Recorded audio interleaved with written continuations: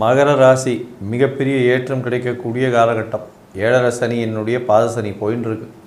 ராசிநாதனே 2ஆம் இடத்துல இருக்கிறது. பேச்சில் கட்டுப்பாடு தேவை. ஐயா சொன்ன மாதிரி குடும்பத்தில் சிறு சிறு சலசலப்புகள் இருக்கும். பணவரவில் பஞ்சம் இருக்காது. படிக்கக்கூடிய மாணவர்களுக்கு நல்ல ஒரு ஏற்றம் கிடைக்கக்கூடிய காலகட்டமாக இருக்கும். வெளியூர் வெளிமாநிலம் வெளிநாடு சென்று வரக்கூடிய பாக்கியம் கிடைக்கும்.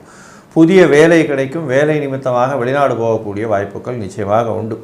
எதிர்பாலினத்தவர் மூலியமாக சிறு சிறு தொல்லைகள் வரக்கூடிய வாய்ப்புகள் நிச்சயமாக இருக்கும். பார்ட்னர்ஷிப் கன்சர்னில் ரொம்ப ஜாகிரதையாக இருக்கிறது நல்லது. அதீதமான முதலீடுகள் தேவையில்லை.